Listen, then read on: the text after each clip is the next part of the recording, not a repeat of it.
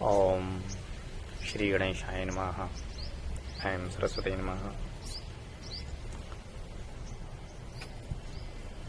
धार्मिक कथाओं के नियमित आख्यान में आज मैं आपको श्री दुर्वासा मुनि के अवतार का वाचन करता हूँ। कृपया श्रवण करें। ब्रह्मा जी ने कहा, हे नारद, जिस प्रकार शिव जी ने अत्रि मुनि के पुत्र होकर अवतार लिया वह कथा हम तुमको सुनाते हैं। हमारे पुत्र हमारी आज्ञा से अपनी स्त्री सहित ऋषिमुख पर्वत पर जाकर विंध्या के तट पर बैठे। उन्होंने 100 वर्ष तक इस इच्छा से कि हमको शिव जी के समान एक पुत्र कृपा कर देंगे ऐसा कठिन तप किया। वह केवल वायु भक्षण कहकर एक चरण पर खड़े होकर ऐसे कठिन तप में जलती हुई अग्नि उपजाकर संसार भर को जलाने लगी। तीनों देवता महेश्वरों सहित अत्रि मुनि के पास आए। अत्रि ने सबको अपने सामने मुख्य वाहनों समेत मुस्कुराता हुआ खड़ा देखकर दंडवत प्रणाम किया। फिर विनय की कि तुम तीनों देवता रजोगुणी, सतोगुणी, तमोगुणी, उत्पन्न करता, पालन करता, संहार करता एक साथ मेरे पास आए हो। अब मैं किनकी सेवा करूं? मैंने तो एक ही देवता अर्थात जो सबका स्वामी है उन्हीं की पूजा की थी। फिर क्या तुम तीनों देवता एक ही साथ आए? इससे मुझे अति चिंता उपजी है। इसका कारण कहिए, फिर वर दीजिए। यह सुन तीनों देवता बोले कि तुमने अपने मन में जिस तरह का संकल्प किया था वही तुम्हारे सामने आया है। तुमने ईश्वर का तप किया, वो प्रकट है कि हम तीनों एक ही रूप हैं। तीनों में कुछ भी किसी प्रकार का भेद नहीं है। हम तीनों इससे प्रकट हैं कि तुम्हारे तीनों पुत्र हम तीनों के अंश से होंगे, जो तुम्हारे यश को बढ़ाकर तीनों लोकों में प्रसिद्ध होंगे। यह वर अत्रि जी को देकर तीनों देवता अपने अपने स्थान पर चले गए। अत्रि जी इसी आशा पर कि हमारे 3 पुत्र होंगे प्रसन्नचित्त हो अपने घर की ओर पधारे। उस समय तीनों देवताओं के अंश से अत्रि जी के 3 पुत्र उपजे,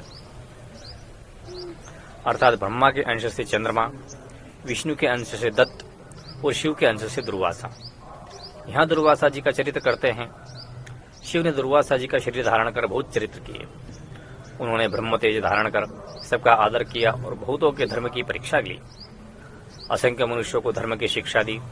उनका पहला चरित्र है कि सूर्यवंशी राजा अम्बरीश विष्णु जी का बड़ा दृढ़ भक्त था। वह विष्णु जी की आज्ञा भली भांति मानकर 100 गुणों धारण की वे राज्य करता था।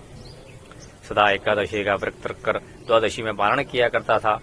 एक दिन उसने एकादशी व्रत करके चाहा कि द्वादशी में पारण करे। उसी समय दुर्वासा मुनि पहुंचे। उनको केवल परीक्षा लेने की इच्छा थी। अम्बरीश ने अति आदर सत्कार कर भोजन करने का निमंत्रण दिया। तो दुर्वासा मानकर शिष्यों सहित नदी किनारे स्नान के निमित्त गए। वह इतना विलंब किया कि अम्बरीश की परीक्षा लें। राजा अम्बरीश दुर्वासा की बाट देखते रहे। इतने में द्वादशी तिथि समाप्त होने लगी। उस समय राजा अम्बरीश ने पारणा में विघ्न देखकर महाखेददायक हो ब्राह्मणों से पूछा तो ब्राह्मण ने वेद के अनुसार आज्ञा दी कि आप पारण करें। उन्होंने व्रत का पारण कर लिया। दुर्वासा राजा अम्बरीश के व्रत पारण करने का हाल जानकर अति क्रोधित हुए और राजा के पास जाकर कहा कि राजा की भक्ति की परीक्षा ले। फिर सुदर्शन चक्र के भय से भागकर वर्ष भर तीनों लोकों के में भागते रहे। फिर अंत में राजा की शरण में आकर कहा कि चक्र को अपने पीछे लगाए हुए पहुंचे तो राजा वास्तव में ब्रह्म भक्त होगा तो लज्जित होकर मेरा दुख दूर करेगा। कदाचित वह विष्णु की पूरी भक्ति नहीं रखता तो अपना व्रत छोड़ देगा। यह विचार महाकोप से राजाओं को शाप देने लगे। विष्णु के चक्र के दुर्वासा के मन में इच्छा जान ली और अपना तेज बढ़ाकर दुर्वासा की ओर चला। दुर्वासा भागने लगे। सब देश और समस्त देवताओं के लोकों में फिरकर लौटकर राजा के पास आए और कहा कि हे राजा, हम तुम्हारी शरण में आए हैं। जो मूर्ख हैं वे इस चरित्र को क्या जाने। वे इस चरित्र को और इसी तरह समझते हैं, यह नहीं जानते। दुर्वासा तो आप शिव का अवतार हैं, उनको कहाँ दुख कष्ट हो सकता है। निदान राजा ने दुर्वासा जी को देखकर लज्जापूर्वक चक्र से कहा कि तुम दूर हो जाओ, अब ब्राह्मण को छोड़ दो। यह सुनकर चक्र हट गया और राजा ने दुर्वासा को भोजन कराकर आप भी भोजन किया। दुर्वासा ने अति तृप्त प्रसन्न होकर राजा से कहा और आशीर्वाद दिया है कि तुम कुछ चिंता न करना। हमने तुम्हारी परीक्षा का निमित्त यह चरित्र किया है। तुम धन्य हो, तुम शुभ हो जो हमारे ऐसे क्रोध को तुमने सहा। तुमको विष्णु की बड़ी भक्ति प्राप्त होगी। यह कहकर दुर्वासा अति प्रसन्न हो चले। जब विष्णु जी दशरथ के पुत्र रामचंद्र हुए तब भी दुर्वासा ने ऐसा ही चरित्र किया। इसी प्रकार श्री कृष्ण जी की परीक्षा लेकर भी उनको रानी सहित अपने रथ को खींचने वाला बनाया। श्री कृष्ण जी ऐसी ब्रह्म भक्ति को देखकर उन्हें वज्रांग कर दिया। द्रौपदी की परीक्षा लेकर भी पांडवों को भरपूर कर दिया। हंस और डिम्बक दो भाई थे, बड़े उपद्रवी भी थे। उनके पास जाकर अपना अपमान कराया और फिर उनके शाप देकर नष्ट कर डाला। शिव ने दुर्वासा का अवतार लेकर इस प्रकार के बहुत से चरित्र किए और बहुत प्रकार के संन्यास मत को फैलाया और बहुतों को ज्ञान देकर मुक्त किया।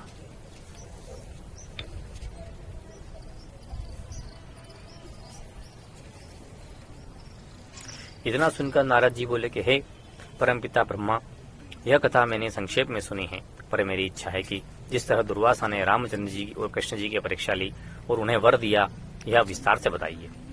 ब्रह्मा जी बोले, जब रामचंद्र जी ने देवताओं के कार्य पूर्ण करके दशरथ जी के घर अवतार लिया तो देवताओं के असंख्य चरित्र बहुत समय तक राज्य किया।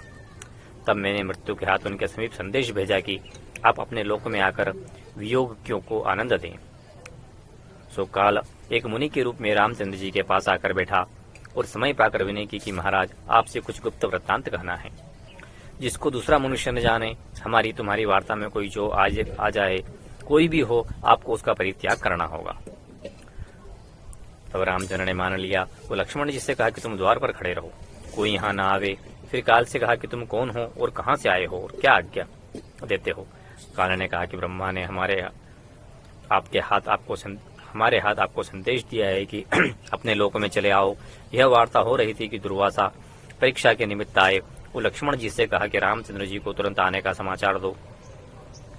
तब लक्ष्मण जी अति चिंतित हुए। जो रामचंद्र जी के पास भीतर जाते तो रामचंद्र उनका त्याग कर देते और नहीं जाते तो दुर्वासा जी का कोप सहना पड़ता। यह तीखे ब्राह्मण अपनी क्रोधाग्नि से उन्हें जला देंगे। इसी दशा में उन्होंने यह बात सोची कि दुर्वासा मुनि को कुपित करना उचित नहीं है, क्योंकि यह बात वेद के विरुद्ध है कि ब्राह्मण की आज्ञा न मानी जाए। यद्यपि रामचंद्र जी का वियोग मेरे लिए बड़ा दुखदायक है, पर दुर्वासा की आज्ञा मानना बहुत उत्तम है। यह मन में सोचकर लक्ष्मण जी ने रामचंद्र जी के समीप जाकर दुर्वासा जी का संदेश कहा। काला लक्ष्मण को देखते ही अंतर्ध्यान हो गया। रामचंद्र जी ने अपनी प्रतिज्ञा का स्मरण कराकर लक्ष्मण से कहा कि हे प्यारे लक्ष्मण, तुम इस समय हमारे साथ बड़ा छल हो गया है, अर्थात काल मुनीश्वर के रूप में आकर ऐसी युक्ति करके गया है जो मुझे दुख दे गया। यह वचन जो उसने मुझसे लिया था तुम जानते हो, उसे तुम सत्य करो। यह कहकर रामचंद्र जी ऊंचे स्वर से रोने लगे। लक्ष्मण जी भी मूर्छित हो गए। तब दुर्वासा ने भीतर जाकर सबको समझाया। ऐसी लीला कर दुर्वासा विदा होकर अपने स्थान को चले गए। लक्ष्मण ने भी रामचंद्र जी से विदा हो सरयू के तट पर योग मार्ग से अपना शरीर छोड़ दिया और अपना पूर्व रूप धारण कर लिया। कुछ दिन पीछे रामचंद्र जी भी अपने अयोध्या नगरी समेत वैकुंठ में विराजमान हुए। अब हम श्री कृष्ण जी का चरित्र का वर्णन करते हैं। जिस तरह दुर्वासा जी ने उनकी परीक्षा ली, श्री कृष्ण जी बड़े ब्राह्मण भक्त हुए। वह देवताओं के सब कार्य पूर्ण कर अपने नगर में स्थापित हो गए, ब्रह्म भक्ति पूर्वक रहने लगे। ऐसे ब्राह्मण भक्त श्री कृष्ण की परीक्षा के निमित्त दुर्वासा जी आए। कृष्ण ने अति नम्रता, आदर, मान और शील से दुर्वासा जी को लिया, उत्तम भोजन कराए। अब दुर्वासा ने कहा कि हम रथ पर चढ़ाना चाहते हैं और तुम और तुम्हारी रानी उस रथ को खींच कर लाओ। ऐसा करने से तुम्हारी इच्छा होगी, मैं तुमको जो वर दूंगा। श्री कृष्ण ने अति प्रसन्नता से इस बात को स्वीकार किया। दुर्वासा की आज्ञा पूर्ण की। दुर्वासा ने अति प्रसन्न होकर कहा कि हमारी आज्ञा से पायस लो और नग्न होकर सारे शरीर को उसमें लगा लो, तुम्हारा कोई अंग खुला न रहे। श्री कृष्ण ने यही किया। तो दुर्वासा ने प्रसन्न होकर यह वर दिया कि जहाँ जहाँ तुम्हारे शरीर में पायस लगा है वहाँ वहाँ तुम्हें कोई शस्त्र भेद न करेगा, तुमको किसी कार्य के कारण पाप भी नहीं होगा। कृष्ण जी हम वर पाकर दुर्वासा के आने को शुभ समझा और उनकी स्तुति की। दुर्वासा जी अंतर्ध्यान हो गए। वो कृष्ण अति प्रसन्न होकर अपने पापों से रहित हुए। हे नारद, अब द्रौपदी का चरित्र सुनो।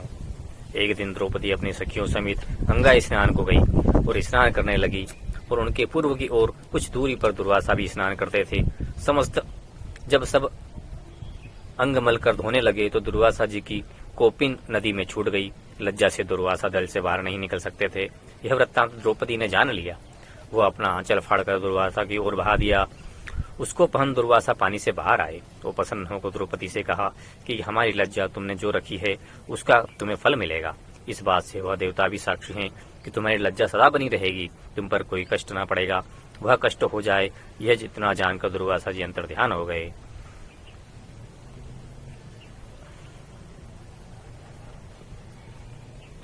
दुर्वासा जी का एक चरित्र और सुने। एक दिन दुर्वासा जी सरोवर में स्नान करने को गए और अपना स्वरूप ऐसा मेला कुचेला बनाया जैसा कभी किसी ने न देखा था। उस समय संयोग से गंधर्वों की तीनों पुत्रियां भी स्नान के निमित्त वहां आईं। उनका नाम था रत्नज्ञा, रत्नचूड़ा और घृतपर्णी। उन्होंने दुर्वासा जी को देखकर बहुत बड़े दुर्वचन कहे और कहा कि हमारे ऊपर ब्रह्मा ने प्रसन्न होकर सुंदर उत्तम पति हमारे लिए भेजे हैं। यह सुनकर दुर्वासा ने शाप दिया और सबको अपना ब्रह्म तेज दिखाकर कहा कि तुम चांडालिनी होकर रहो और बड़ा कष्ट पाओ। पर तीनों शरणागत हुई तो कहा तुम मलमास का व्रत करना, फिर पुनः उसी प्रकार हो जाएगी। यह दुर्वासा का कर अंतर्ध्यान हो गए। इस प्रकार बहुत से चरित्र दुर्वासा जी ने कहे, उनका स्मरण करने समस्त पाप और कष्ट दूर हो जाते हैं। यह 69वां अवतार पूर्ण हुआ। ओम शिवार्पणमस्तु।